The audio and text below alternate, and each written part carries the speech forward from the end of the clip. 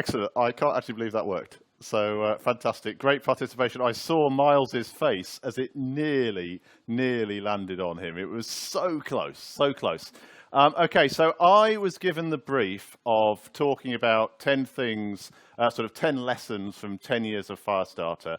And classically for me, I sat down with a blank piece of paper and thought, I'm never going to be able to think of 10.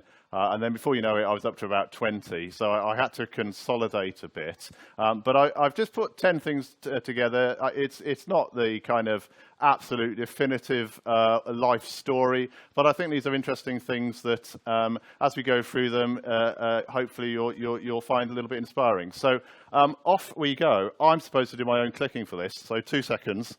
So close to being professional. So 10 years. Lesson 1 is always pick up the clicker just before you're supposed to start your presentation. Right, okay, so off we go. Lesson 1 is actually, if you have a vision, you should, and you believe in it, you should trust your vision. And what I'm going to do here is just give you a little bit of the story of Firestarter, right back from the very, very, very first time Firestarter entered our consciousness, or my consciousness specifically, as a concept. And it started actually in the year 2000 with a lady called Lisa Morgan, now called Lisa Buick, actually. And she was my boss's boss's boss. And as a young, keen, kind of aspiring career person, I decided that what I wanted to do was just go up the management ladder as quickly as possible. And I was pressurizing people to push me up the ladder. And Lisa, who was my boss's boss's boss, put me into this job, which was the job from hell. I basically was put into a team where I was just completely unpopular. I was really young. Everybody was older than me. Nobody liked me. And I remember on about sort of day 10 of this job, going into Lisa's office and saying, why on earth did you give me this job? Why did you give me this job? They all hate me. Yeah. And her answer was, I wanted a fire starter. I wanted someone to go into that business and really mix it up. And it was like a light bulb moment back in the year 2000 that I thought, oh, that's cool. One day I shall indeed set up a business called Firestarter. So that's where those were the origins of the Firestarter business. And I remember doing absolutely nothing about it for 10 years. And then in 2010, actually sitting down and writing, I think I'd just seen Batman Begins or something like that. And I wrote a document called Firestarter Begins, which I still have. And actually, if you were to look at that document, all the things that we stand for as a business are 100% within that Firestarter Begins document. We then faffed around for a couple of years, didn't do anything with it at all. And then you can see, those with good eyes, you can see that there's two youngish looking guys sitting on a sofa.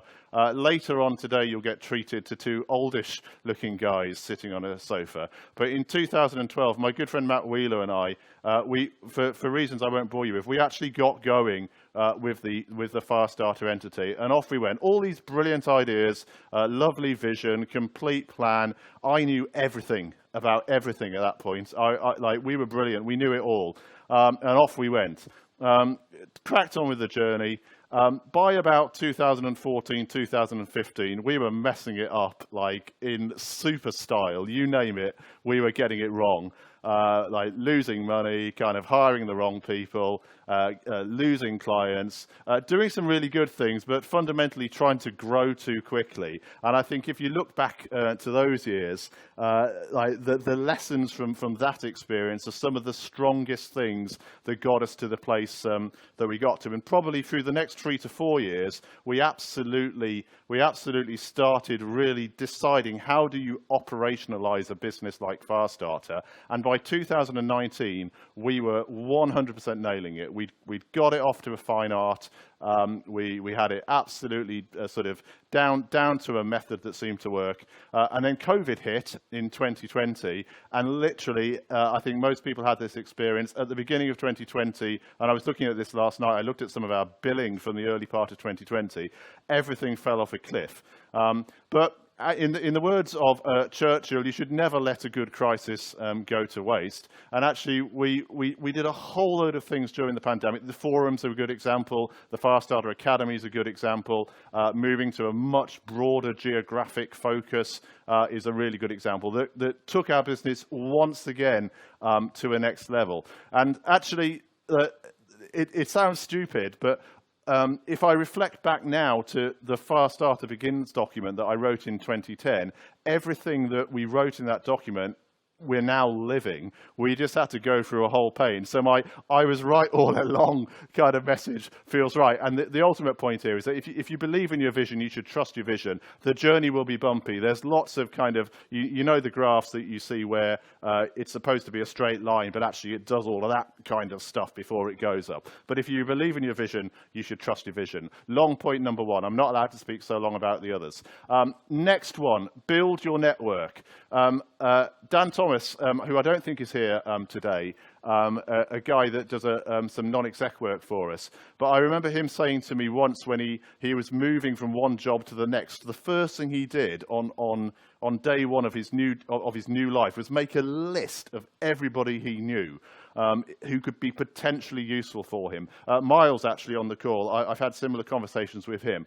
And actually building your network and respecting your network is absolutely central to everything we've done at Firestarter. If you look at these forums, we've had, I think it's, I use different numbers all the time, but I think it's somewhere between Matt's telling me 300 people have come to these forums over the last 26 editions of them, which really proves the point that we have such a strong network, and we love you guys, and it's fundamentally been central to what we do. So people who get it are massively important to us at Firestarter.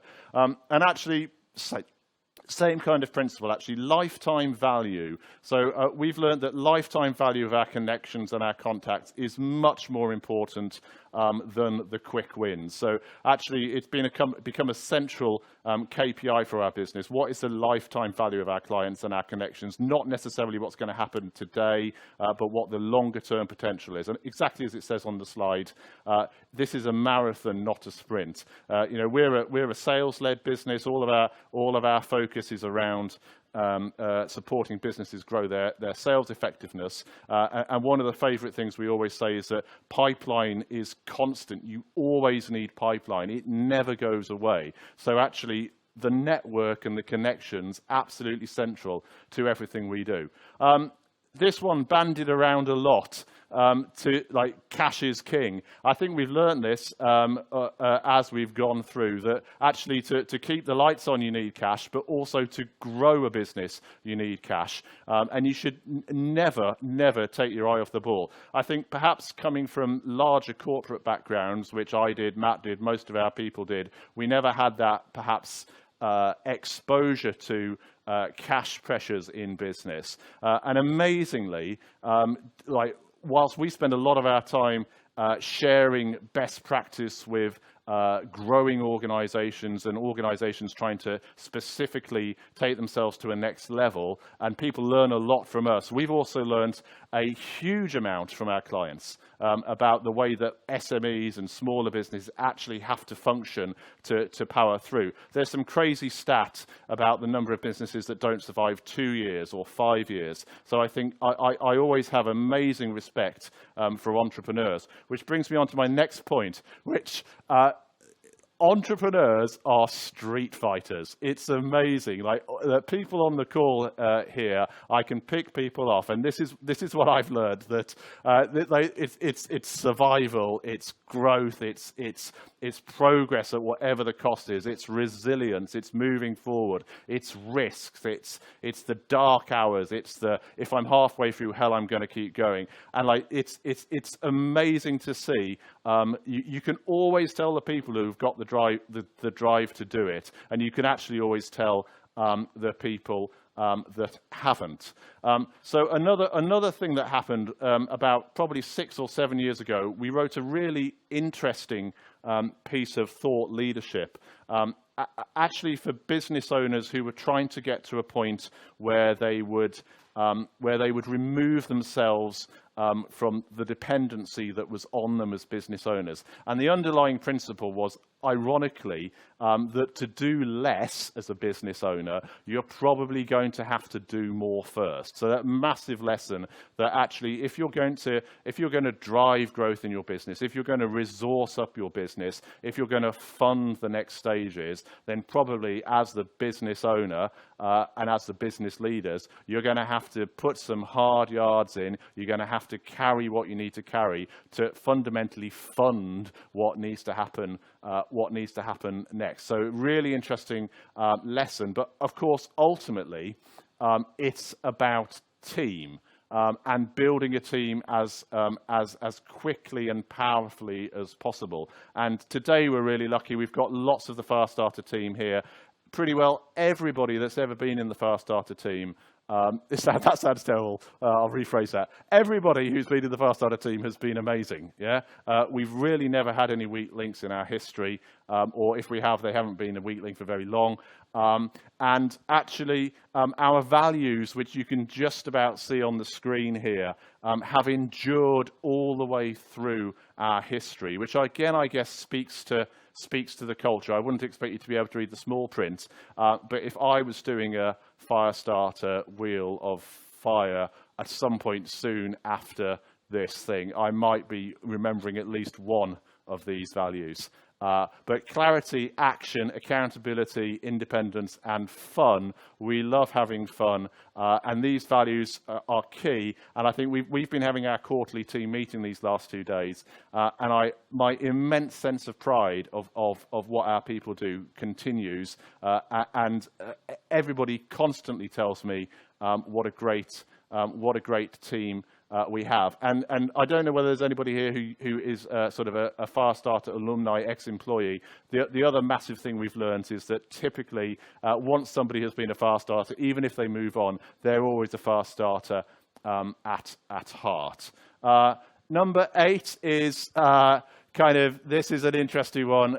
So business owners, you tend to believe your own propaganda if you're not careful, and you tend to you force your way through. So the whole principle of building a senior team around you or an advisor group who don't let you believe your own propaganda too much is a massive lesson that I've learned personally. Perhaps it started with my dad, who for sure would use those words that are on the screen there. But people like Chris Matos, who is here today, who's been our external FD forever, but our internal FD more recently. Like straight talking, Dan Thomas, I mentioned earlier, non-exec director, straight talking, calls us out when we're not doing it right. And people like Gareth, who's here, yeah, who calls a spade a spade. He keeps us honest as well, yeah. So I think you have to surround yourself with people who will keep you honest and not believe your own propaganda too much. But you do have to be yourself. A source of constant bizarreness for me is that I can write the most magnificent piece of thought leadership and post it on LinkedIn, something that's really true to everything that Firestarter stands for, and 3 people like it. I can put a picture of me playing the trumpet, and about 300 people like it, which is, that's life, yeah? That's life, and what can you do? But you have to be who you are, I suppose, and personality triumphs. But ultimately, I guess it's like what we're seeing, and hopefully as we go through today, you'll see it's more than just me. And like, I guess my final point is that this saying here, I only picked this up recently, this saying. It was my younger daughter who introduced this to me. One of her teachers wrote it on the board, and it's been differently attributed to either John Lennon or this lady, Deborah Mogach. I don't know how to say her name. I nearly opted for accrediting it to John Lennon, who actually said everything will be okay in the end. So if it's not okay, it's not the end. But I instinctivly feel that for John Lennon, it didn't end well. So I don't know whether like he should get the accreditation for this quote. So, but everything will be all right in the end. So if it's not all right, it's not the end. And I think that's a really powerful message for growing and focused businesses. And I know, and again, just the stuff we've been talking about today, I know that we're working really hard on our next 10-year plan. We've got all kinds of things in the pipeline in terms of where we see this business going next. And it's just super exciting. So I'm going to keep this deck for the next 10 years. I don't know whether Andy Carter's here, but he always says that I just reuse material. I promise not to totally reuse this material in 10 years' time. But I think that I think there's some really interesting points in here, and I hope you have found it interesting. So what I am going to do now is I'm going to hand over to Matt, and he's going to do the next wheel of Firestarter. So brilliant. Thank you very much, Matt.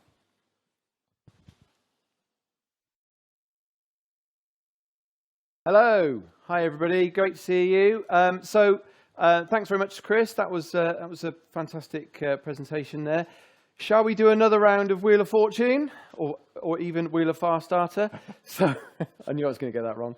Right, let's go. Let's spin. And we're going for somebody winning another exclusive box of chocolates here. We have Nilay. Nilay, are you there? Right, so Nilay should be there somewhere. I have seen you there at some point today. Next screen, maybe. Are we on there? Did she drop off? Right, okay. So, Chris, if Nilay was answering this question, can you name one of the Firestarter values? What would she say?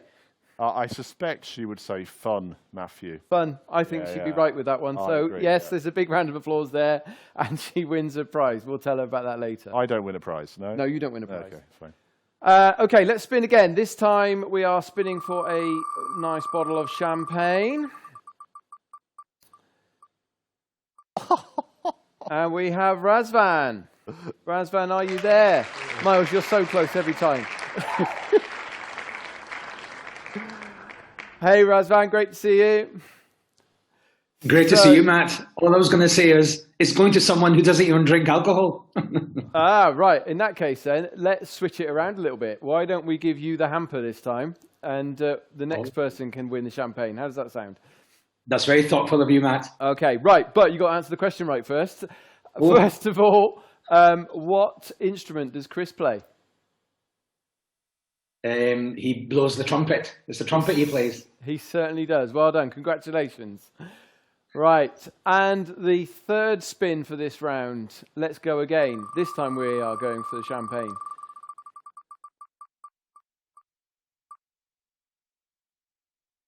Laura. Is it Miles? Miles, it's you this time. Well done. Hey, Miles, how you doing? Hey, Matt, and just out of curiosity, not only does he play the trumpet, what's that other little bugle thing he plays? Oh, absolutely, he plays that too. Yeah, that's. He played taps the other day. Yeah, that's correct. I do a good. Yeah. He does the last post. Okay. Yeah. That's one of my standards. Yeah, in my repertoire. Very good. Absolutely. Yeah. Okay, so your question then, Miles, it's based on Chris's last point that he made about everything being all right or not in the case of John Lennon. But can you finish this sentence? Everything will be all right in the end. So if it's not all right, it's not the end. Yes. Correct. Hey, well done. Very, very good. Well done. Congratulations. Bottle of champagne on its way to you. I appreciate the handicap.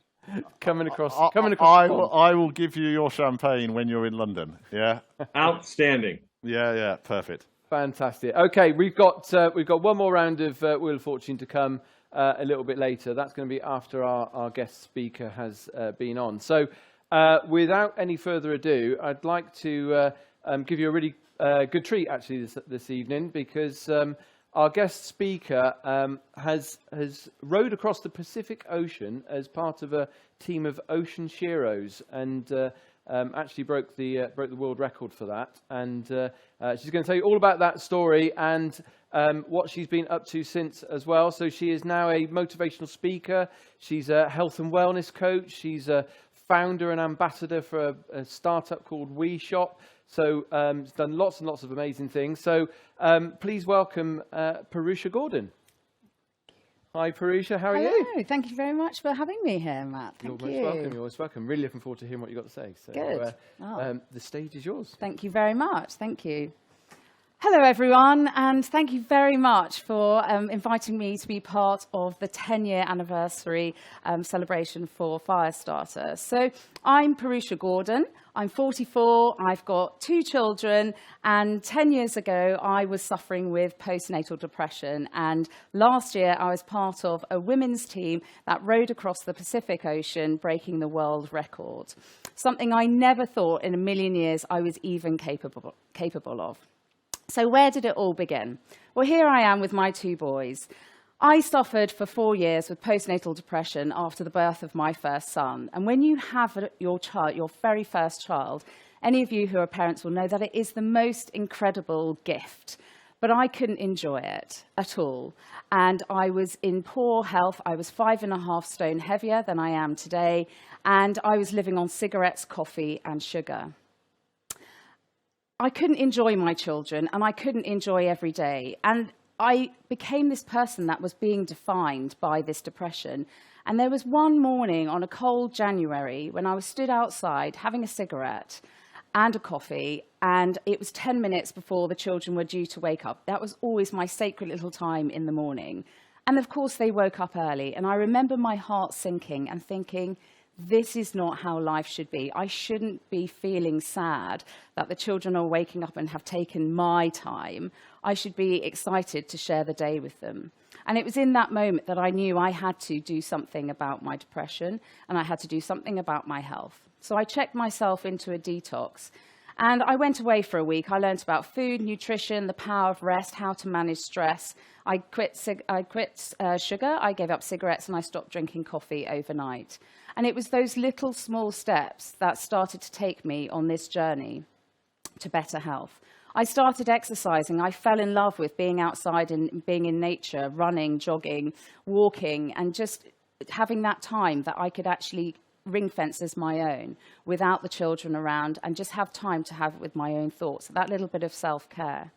So I just took these steps every single day to try and get and inch my way forward to a better fitness and better health. I signed up for a Tough Mudder, and anyone who's ever done one of those knows that you are plunged into ice baths and you're electrocuted, but actually the whole point of completing a Tough Mudder is just to get round it. It's not really competitive. You don't have to do it in a really fast time, and it's all about the team spirit. It's all about everybody along that way helping each other over every single obstacle that you may come across. And there was a real sense of achievement for me. I'd never done anything like that before. And I finished it with a bottle of beer in my hand, and they gave you a really cool, fun, snazzy headband. And I felt like I'd really achieved something. Fast forward a few more years, and I was about to turn 40. And I remember being 30 and how much I loved that year. I tried lots of different new things. I met lots of really cool, fun people. And as I was turning 40, I felt it was a really pivotal moment in time, and I wanted to be able to look back on it with such fondness.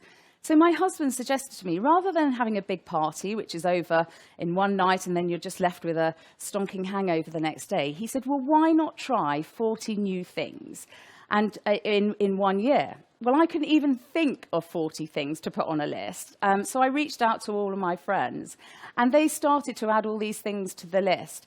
And as I started to look down the list, I thought, well, I've never done some of these things before. I know this is going to put me out of my comfort zone, but actually, I'm just going to give it a go.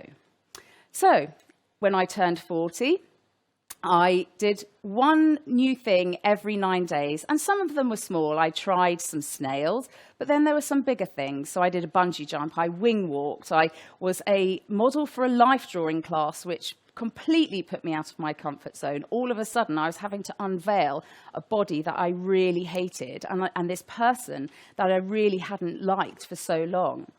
I climbed mountains and I swam with stingrays. I learnt to sail and I paraglided. And as the year went on, my confidence grew. The depression had really started to lift by the time that I had reached 40. My fitness was, I was much fitter, I was much healthier. I'd continued with this really healthy eating pattern that I'd adopted after the detox program that I'd been on. But more so, my confidence had started to come back. And I've lived most of my life feeling like an imposter, and I know that's not a story that is unfamiliar to lots of people, probably some of you that are here this evening. And I had, as each time I took on a new challenge in that 40th year, my confidence grew little by little. And I started to remind myself about who I was, the person that had been positive, full of energy, full of life and fun-going and fun-loving before the depression had hit. And so by the end of my 40th year, I ended up at the finish line of the Atlantic rowing race in Antigua. And I'd sat next to a girl on a plane who was doing the media coverage for the rowing race. Now, I'd only ever heard of the Atlantic rowing race because James Cracknell and Ben Fogle had completed it in years gone by. And I thought it was something that was reserved for elite athletes. But actually, when I got to the finish line, there was a team called the Granddads of the Atlantic, and they were the oldest male team to have ever completed that route. There were women's teams, and there was a team of military guys that only had four legs between four of them. So they had managed to complete this crossing. And it made me realize that actually these big adventures and these big sporting events, that actually perhaps it really is something that is open to everybody. And so before I knew it, I found myself in a bar talking to some of the race organisers, the boat builders, and I said, I'm really inspired by the stories that I've just heard. I think I'd like to get in a rowing boat and row across an ocean. And woe betide anyone who ever says that, because before you know it, you find yourself in a team.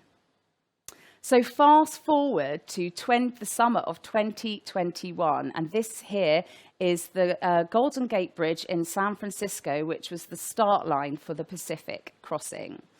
We made it here against all odds, and we had to run a campaign over 2 years of a global pandemic. We had to get through finding sponsorship for the whole campaign. We had shipping delays. We had gyms that were closed. As a team, we couldn't even meet up to train. Do you remember the time when we were all in a different tier, tier 1, tier 2, tier 3, tier 4? Well, we all lived in different tiers. So we were trying to work out, was ocean rowing actually an elite sport? Were we allowed to be in such close proximity to each other, and many, many more challenges. The Olympics had been cancelled, and people said, you will never make it to the start line. And as a team, that made us really even more determined. We had changes within our team, and we had to navigate all of these things whilst COVID was actually taking place. But we did it, and we made it to the start line, San Francisco. So what is the Great Pacific Race? Well, it's a rowing race. So it's 2,700 nautical miles rowing from San Francisco to the finish line, Hawaii. Might want to remember that statistic for the Wheel of Fortune quiz later on. There were 4 of us in the team, Ocean Sheroes, and we were 4 people that had come together for this challenge. I was the original founding member, and I have no seagoing experience. And so I knew I had to find a team that had some sea experience and had spent time at sea, and also could get us safely across to the other side. We were rowing 4 of us in shifts, 2 hours on, 2 hours off, 24/7. From the start to finish. We were going to be fatigued, we were going to be exhausted, we were going to be facing extreme weather conditions and hunger. There were many wildlife and shipping containers, shipping containers, shipping vessels that we had to navigate our way around to get to the finish line. And we had to do this all unsupported. So we had to carry everything that we needed, making our own water to rehydrate dehydrated meals and to carry all of our own food. So let me introduce you to the team. So I rowed across the Atlantic in 2015, 2016 with a team called Row Like a Girl. I've rowed the North Atlantic from New York to Falmouth in 2016. I've sailed across the Atlantic a few years ago and went out to China to work with Rannoch Adventure on a rowing expedition there. I have no experience at all. I'm a complete novice, and other than rowing around Lake Windermere in a hire boat, I've never really done much rowing at all. When preparing for the race, lots of things go through your mind. We were undertaking an extreme adventure, and whilst you are crossing an ocean, there are lots of considerations in terms of safety. And when you're a mother of 2 children, that's a really big consideration that you have to take into account, that you are at the mercy of Mother Nature. Every 4 hours, I'll be thinking of you, if not at least 100 times in between those 4 hours. Thanks, Tom. Are you ready? The race start day there was so much anxiety at the start line, but there was also this elation. We had actually made it to the start line against all odds and every COVID curveball that could have possibly been thrown at us. And so in those moments when we were just gently rowing up to the start line, which was maybe, 200 metres before the Golden Gate Bridge, and we were waiting for the klaxon to sound, it felt calm, we felt at peace. There was this nervous anticipation that we were going away from land, and it would be maybe up to 50 days before we would see anyone again. And as a team, we just repeated our values, that we will get there safely, that we will get there better friends than when we started, and that we would try and challenge the record. And that, just coming together in that moment and having that time together in that moment before we passed under the Golden Gate Bridge was great. 60 seconds to race start. 60 seconds to race start. And actually when the klaxon sounded, it was 5 a.m. in the morning. It was a beautiful day in San Francisco. The sun was coming up over the bridge, over Alcatraz. There were people cheering from the viewpoint. And as we went under the bridge, we just knew that was it. Off we went. And however long it would take. It was an adventure, the beginning of an adventure.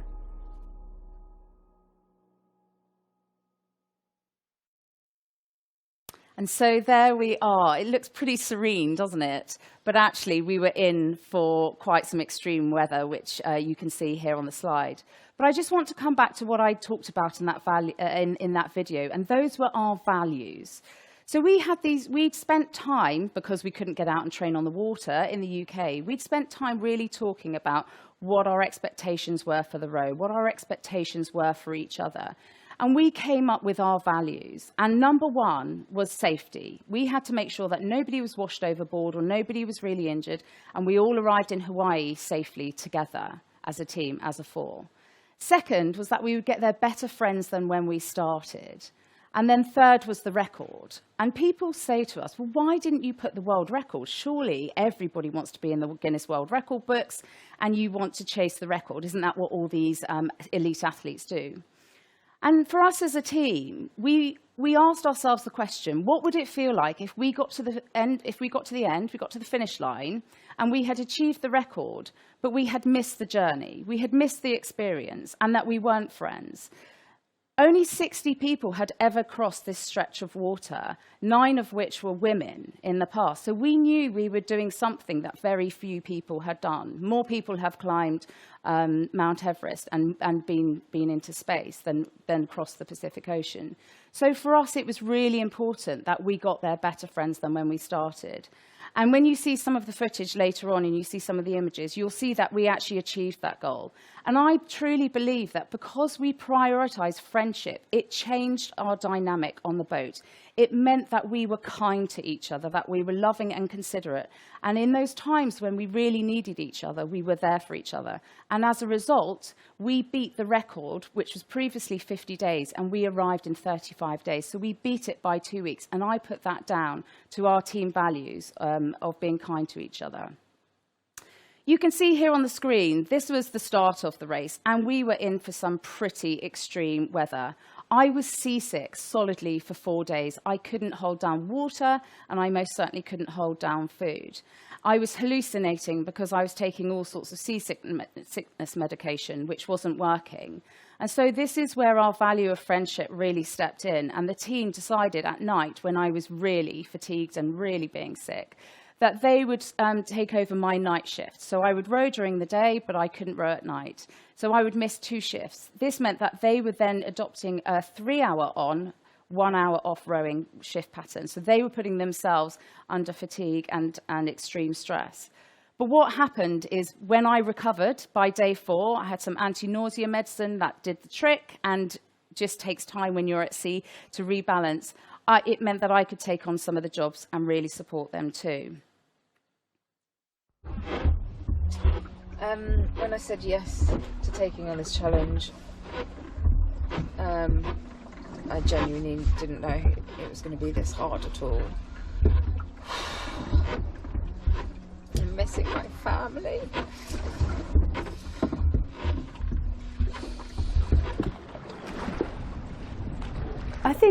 I think it's fair to say there were definitely some challenging moments, and there were a few. There was the seasickness at the beginning. There was time where we had quite big, strong weather, and we were bashing our shins with the oars all the time. We were suffering with fatigue and exhaustion because we were at the beginning of the race and we hadn't quite adjusted to the pattern.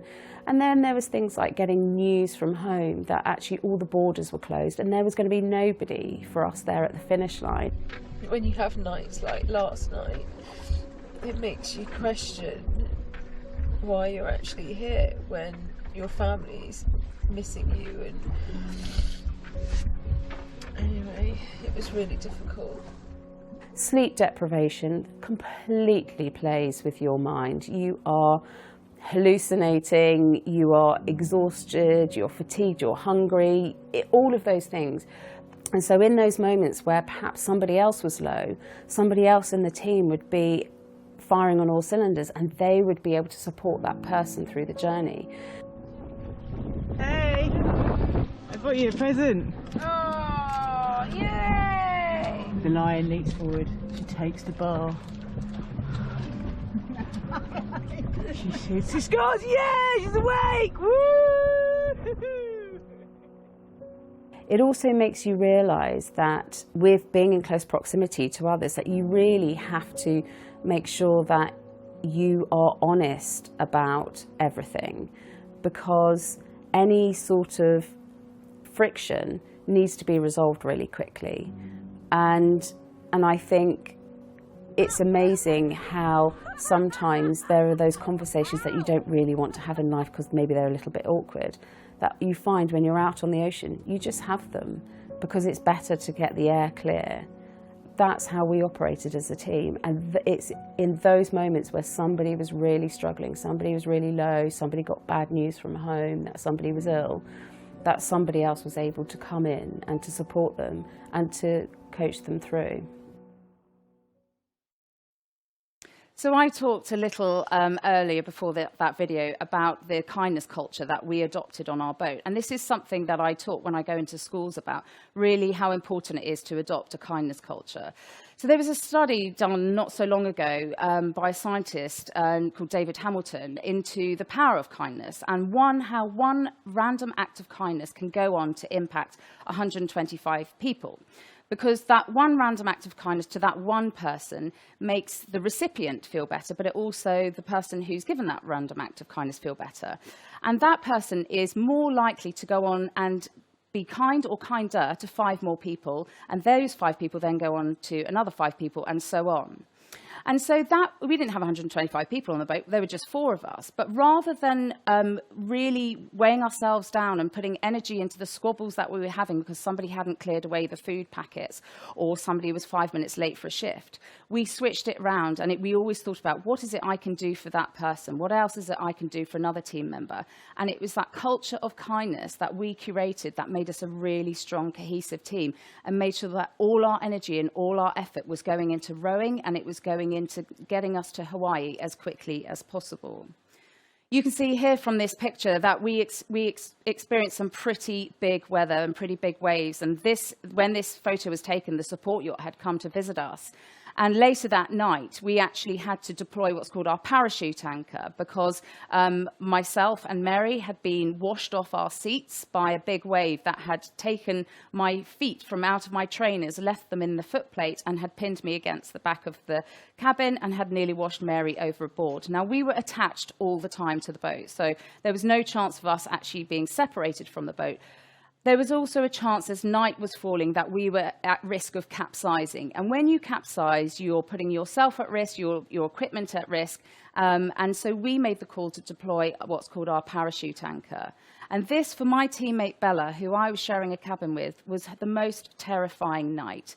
We were riding some really, really big waves and some big weather. And she thought that that was it. We were going to die and the boat was going to break and we were going to sink. And this is, again, where this friendship culture came in. I held her hand all night, and I just kept saying to her, we can do this, we will do this. We trust in each other, we trust in our equipment.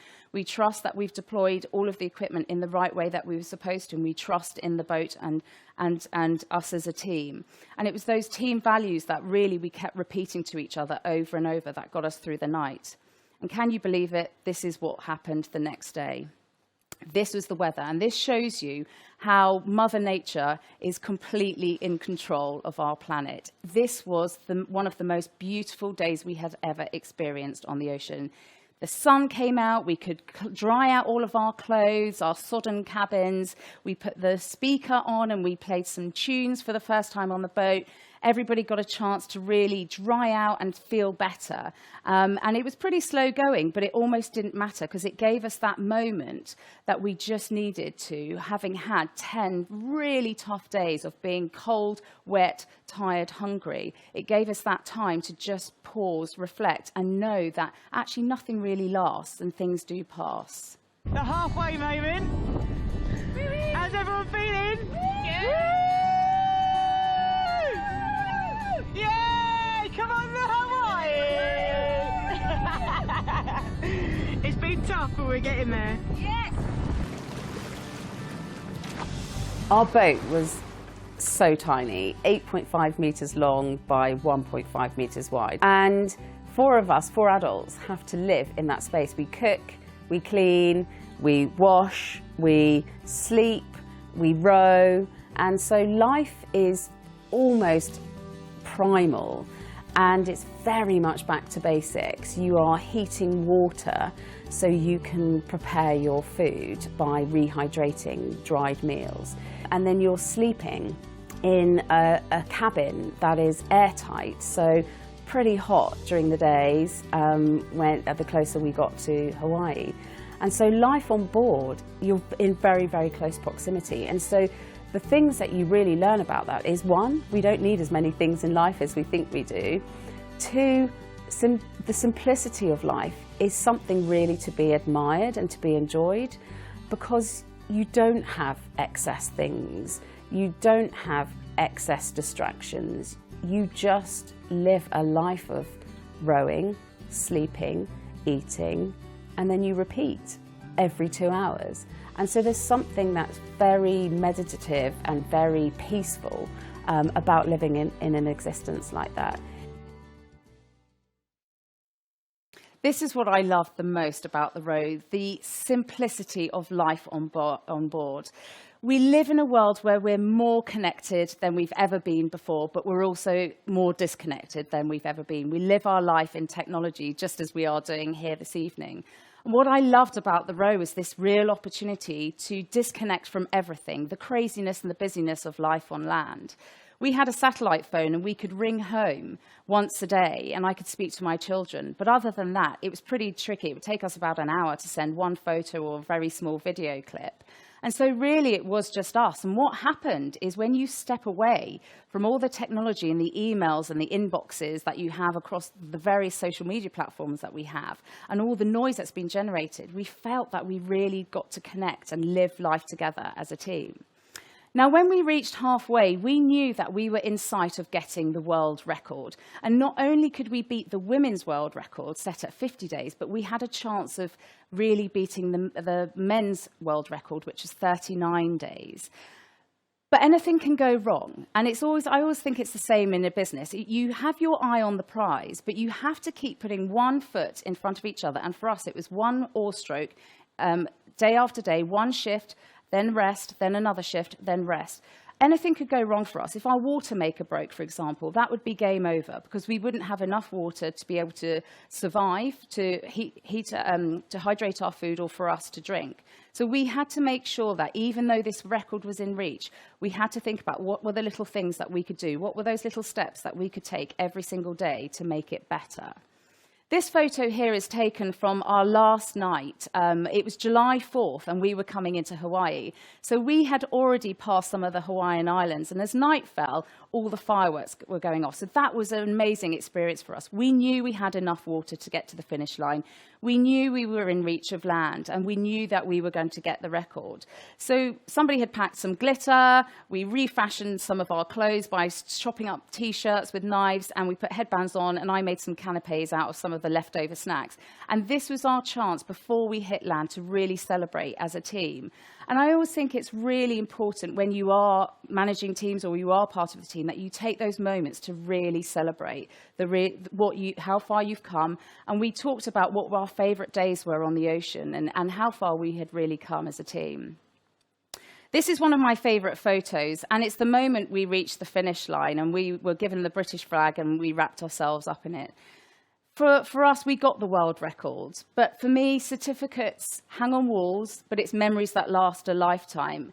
And I am proud of the accolade that we have for getting a Guinness World Record, and my kids most certainly think it's the coolest thing ever, and my street cred has most definitely gone up with their friends. But it's those memories, it's those lessons, it's those learnings, it's those values, it's the friendship and the bond that we have a team that will last a lifetime. And that's what has meant for me the most in the journey. We all came away from it knowing that we were more capable than we thought we were, that we could achieve anything, and that we were good enough, and that we could go forward in our lives. Live from the Pacific Ocean, it's the Coldplay concert.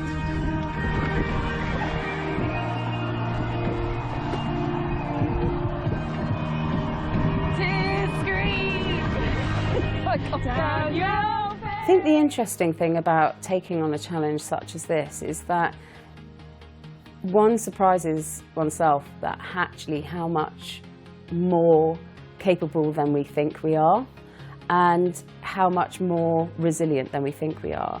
The body fatigues, the body aches, the body breaks, but it's the mind. If you can keep the mind strong, then that's what will pull the body through anything. How are you feeling going into the shift? I'm feeling good. I'm feeling strong. I feel well rested. I feel like I've got my eating on track. And I've had a jolly day with everyone. We were so lucky to have some amazing moments on the ocean, that those really dark times where, for me, I was missing the family and the children. And when you have had 12 hours of darkness, you've had to get up every 2 hours in the middle of the night when it's soaking wet outside, it's raining, it's pouring, all your clothes are wet, your socks are wet. It's in those moments that all of a sudden the sun comes out for an hour the next day and you've got the gold light glistening and dancing on the waves. You think, oh, everything's okay again. And I think it's that belief that nothing really lasts and everything passes. So when you're stuck in those deep, dark moments, it's knowing that I can get through it, I will get through it, and that it will pass, and brighter days are coming.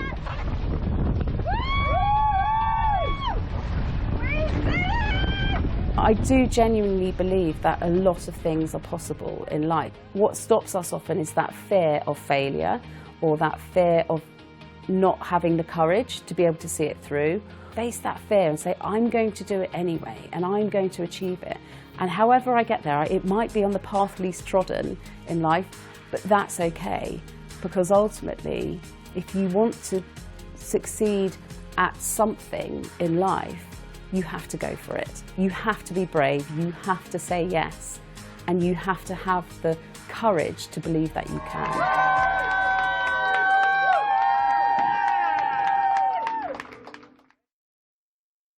So there we are, 35 days, 14 hours and 32 minutes, standing on the finish line in Hawaii, the new world record for the fastest 4 women to cross the mid-Pacific. If somebody had said to me 10 years ago when I was suffering with postnatal depression and I was 5.5 stone heavier in weight, that I would be standing on that finish line, a Guinness World Record breaker, I would have said, not in a million years, and I don't believe you. And I think it's just testament to that belief that I didn't want depression to define who I was. And I didn't know where life was going to take me, but I took one step at a time, one day at a time, and I ended up at the finish line with 3 other incredible women that are now lifelong friends, because I told myself every day that I could do it, I would do it, and that I could believe in myself. And there were things that went wrong along the way. There were many lessons learnt. There were people that came into my life and people that went from my life. Some people believed and some people didn't. But I just held true to who I was, and I came away from the row thinking, actually, nobody really needs to row an ocean to know that they are good enough. It's just something that we have to tell ourselves each day, and we have to learn to believe in ourselves. So there we are. Thank you very, very much for having me as part of your forum. If you'd like to connect with me, I've stuck the QR code on there. I think we're going to answer some questions later, but you can find me on Instagram or LinkedIn. Thank you. Brilliant. Purusha, thank you ever so much for that. Massively inspiring, and some brilliant points throughout. I've heard that saying lots, the kind of all things pass. I mean, it's such a powerful saying. Which am I going? Wrong way. There you go. I knew it was going to go the wrong way. You could just tell. So all things pass, including me going off camera, and just the whole thing about sometimes it's not about the absolute prize, is it? It's about the whole experience. So I'm sure that when we come to questions later, lots of people have some amazing things to ask and some amazing things to say. So thank you very much, and we will see you in a bit. We're now going to go into the breakout. So I'm going to just I'm going to go here and I'm going to just explain what happens in the breakouts. Most people will have done this stuff before. It's pretty straightforward. Short one, obviously, today, because it's the evening and we haven't got a huge amount of time. So we're just going to do a quick 15-minute breakout. You'll be put into some rooms. You don't need to do anything. You will magically appear in a room with some amazing people who you may or may not have met before. I always say don't spend 14 of the 15 minutes introducing yourselves because it's more fun to talk about the topic of the day. We will have a Firestarter facilitator in the room just to make sure that everybody gets a chance to talk, and we draw some conclusions from each room. But we will bring you back probably halfway through a sentence. That's what normally happens. But what we thought we'd do, I mean, and again, this topic here that we're about to put on the screen is just a guideline, really. What we're more interested in doing is just giving you an opportunity to reflect on maybe some of the things that both but to a much greater extent, Purusha has talked about today. But like, how do you, as a business owner, business leader, how do you use techniques to keep yourself driving forwards, whether it's one foot in front of the other or one rowing stroke at a time? How do you keep your resilience and keep pushing yourself and your teams forward? I talked a little bit about troublesome times in early years of Firestarter. Purusha talked about some of the troublesome times, but all things pass. I think we know that, and if you keep your resilience up and your eyes on the prize and trust yourself, then you'll probably find you get to your destination in whatever form that is. So we're going to put you into the rooms now. Talk about resilience techniques. How you've pushed yourself and your teams forward, and then we'll bring you back in about 15 minutes. So enjoy yourself.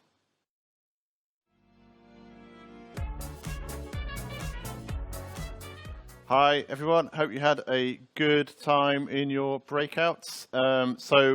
We've got about 15-20 minutes left, so without further ado, I think we are going to do our next Firestarter Wheel of Fortune fun. We need to work better on the branding for this. It's not very good. We don't really know what it is. Which involves Mr. John Keogh, who's going to come and join me now. So John, welcome. What are you going to sing for us today? I've been practicing, Chris. Where were you? Come over here. Yeah, brilliant. Yeah, and I'm just going to leave it to you, John, to sing us a song. No, not sing us a song. To do the Wheel of Fortune. Over to you. Yes, yeah. Even though I've practiced, I'll just stick with the actual plan. It's the next round of Wheel of Firestarter. Let's spin it and see who is the next lucky winner of our fantastic prizes.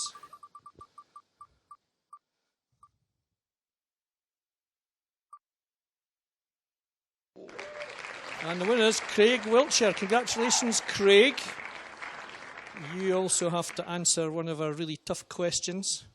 And Purusha's talk that she gave, which is fantastic, I think you'd all agree, what was one of the 40 things she decided to do on this new adventure she did within her 12 months of her 40th year? Just one of the things she said that she did.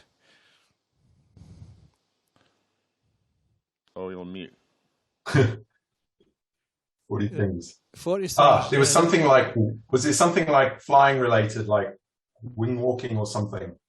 Yay! Pretty good, yeah, that's great. Thank you very much. You have won from our friends at Studio Plus. You've won 3 months free use of their well-being app for well-being and health. Wow. And so we'll get you details about how you log in to get the use of that for 3 months. So thank you. Thank you very much. Well done. Congratulations. So let's spin the wheel again. The Wheel of Firestarter.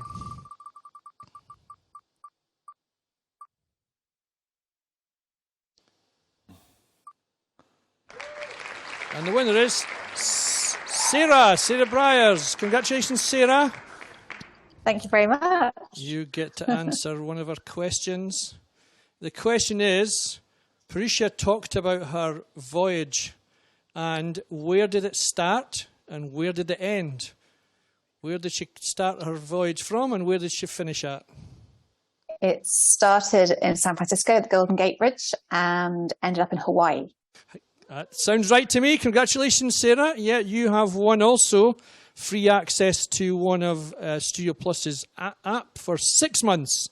A 6-month free membership to their health and wellbeing app. So congratulations.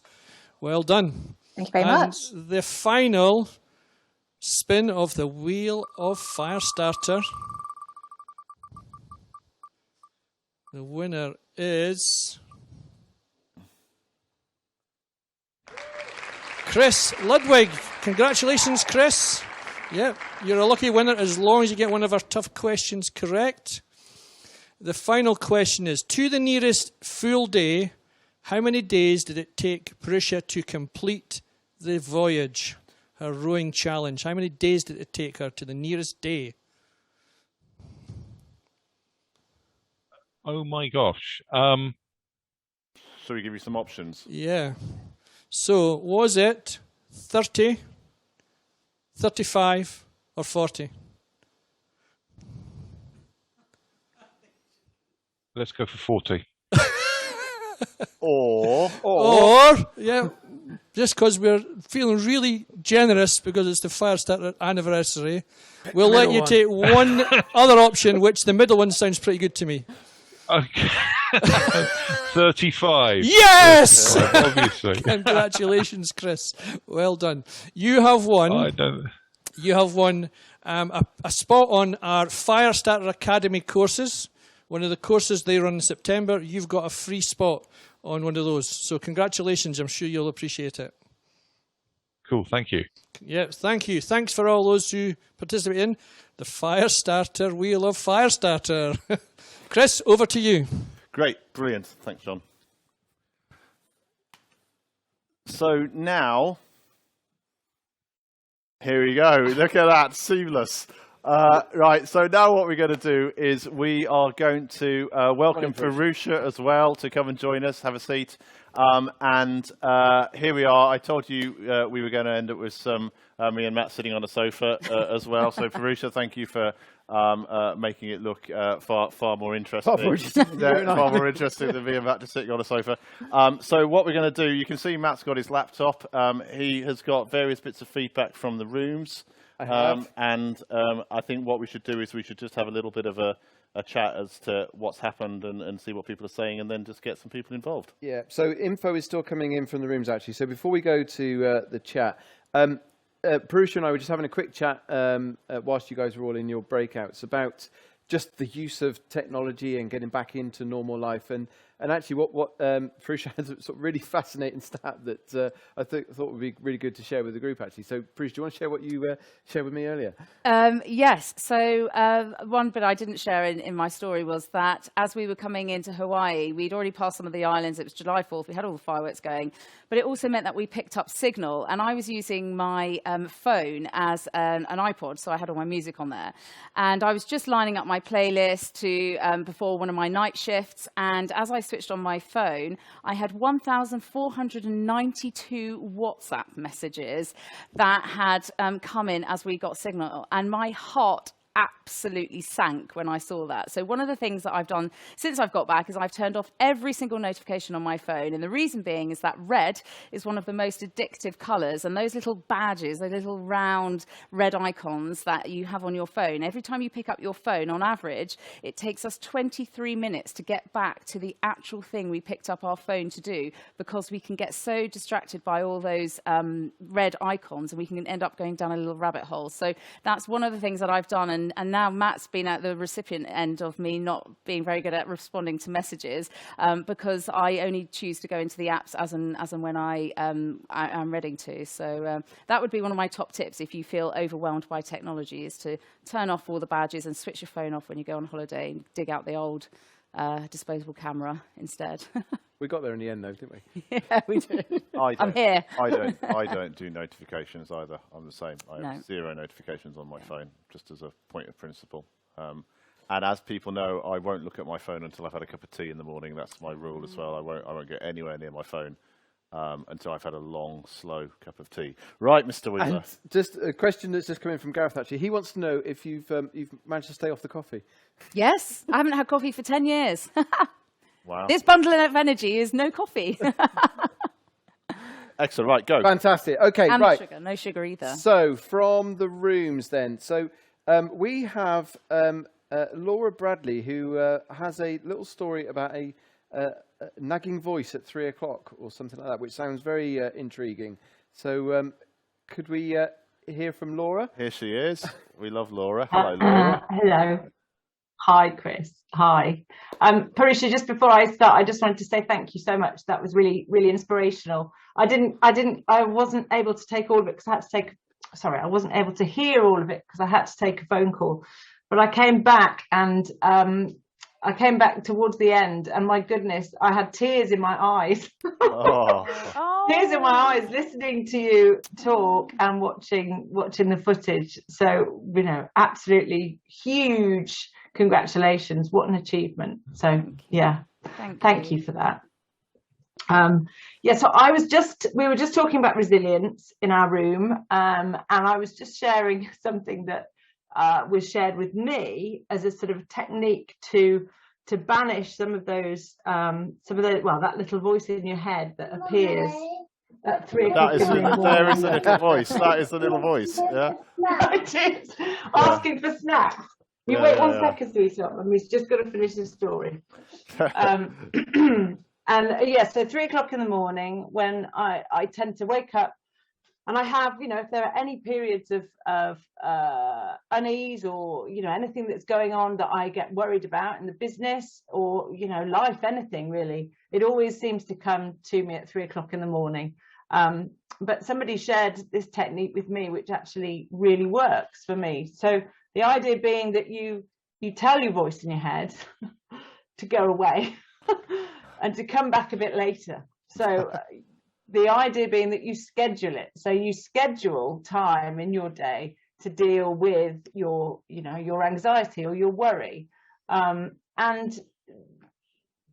the principle is then that when you do schedule it, which I tend to tell it to come back at 9 o'clock, or when I'm in the car driving to work, and I'll think about it then. And it actually works. So it goes out of my head, it goes to sleep. I manage to go back to sleep.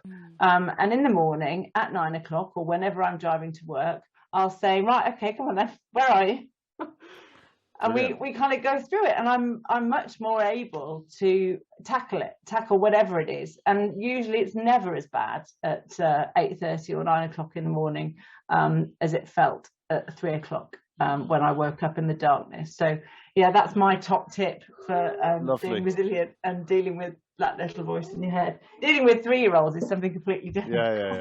Yeah. Lovely tip. I have to say I'm not quite as disciplined, but I'm quite good at. I don't do the second bit that you do. I do the like if I have that kind of thought come to me in the middle of the night, I do just this go away thought, and I kind of lock it down and push it away. I don't go as far as schedule, like hitting a snooze button. Yeah. But yeah, I like that. Right, I think we've probably got time for just a couple more, Matt. Okay, Thank you, Laura. can we have a quick chat? I'd like to go across to the States and chat to Miles. Oh, we always have to talk to Miles. I haven't spoken to Miles for a while, and it's always great to get him on the forums. blower. Hey, Miles, how you doing? Hey. So, Miles, tell us all about your world and what you're doing in your kind of remote working environment, and how hard it's taken you to adapt and so on. So by position, I'm the Senior Vice President of Sales for a little company called ReadCube. We sell a SaaS solution for researchers that helps advance their research. Customers like J&J, Moderna, Janssen, GlaxoSmithKline, bunch of UK customers.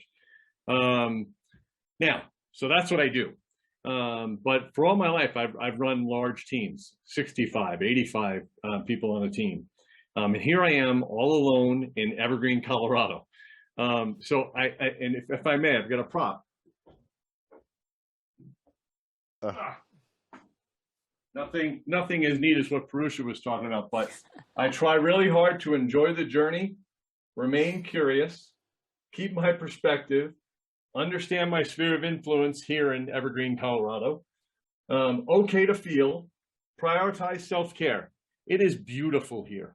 Getting outside just for an hour a day is a killer cool thing. And this is, Chris, this is yours, brother. It's all small stuff. Yeah, so, don't sweat the small stuff. Yeah, and it's all small stuff. Brilliant. That's fabulous. It's almost like you prepared. I keep it here because I'll go insane. I'm here by myself, so I talk to my board, you know? Yeah, excellent. Well, Miles, brilliant, and I'm really looking forward to seeing you later in the year as well. Yeah, it's going to be good fun. Yeah. Yahoo! And thank you for coming. And like, what time is it there? What time have you got there now?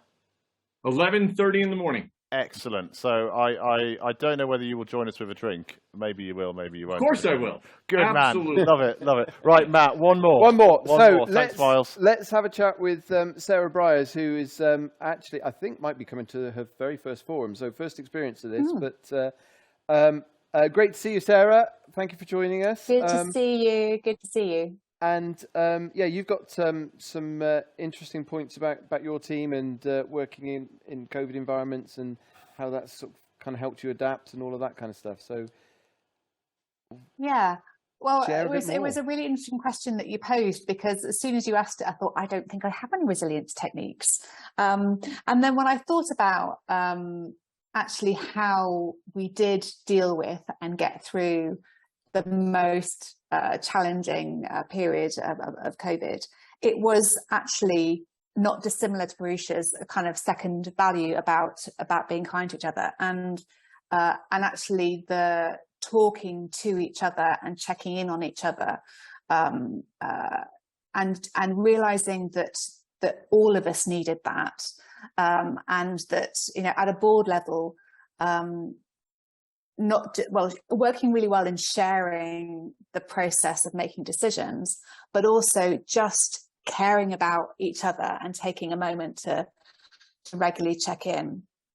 That actually, and even now, that's still, you know, I think one of the most important things that we do for each other is to be conscious about well-being, and to talk fairly openly but privately about things that are challenging us, and that we do that amongst the directors, and we do that through the team too. So that I guess that was one of the learning points. And then Gareth was in my room as well, and he has some brilliant points to make. Because I don't know whether Gareth wants to chip in or whether you want me just to quickly feedback. We're probably a bit tight on time. Okay. But if you want to just quickly, Sarah, just quickly, we love Gareth, so we know this is going to be good. I mean, the really good thing was, the asking myself, why am I doing it? So a little like you touched on, Chris, earlier as well. Why am I doing it? Do I still believe in that? Information about what's the challenge I'm facing. And then what I really liked was he talked about going away to take it by himself and digest and filter and think, and then be able to take back and have good people around you. And that might be a different group of people depending on what the challenge is that you're talking about. And so sometimes that was the formal people around you in your board, but sometimes it was other people with different interests and different perspectives to talk through whatever the challenge was. But yeah, I thought he had some great points. A pint in a pub with Gareth is a pint well spent. That's my bit of advice. Sarah, lovely to see you. Amazing to see you. Thank you so much for coming this evening. Just before we finish this section, I just wanted to say, because the information is coming through thick and fast, and we're not going to be able to get to everybody's sort of points they raised in the breakout. But what is coming through really strongly is that everybody has been so inspired by your session, Purusha. So thank you ever so much. Thank you very much, everyone. Just glowing comments, and I think, as Laura said, you feel quite emotional about it all, actually. Yeah. So it's really cool. So thank you ever very so much. And I'm sure you're all dying to know, because this is one thing I will say, that you're dying to know how we went to the loo and we had a bucket and it was chucking it. So that's the only question that hasn't been asked. So I thought I'd share that little nugget with you before we Excellent. Final question for you. Have you got any more adventures planned?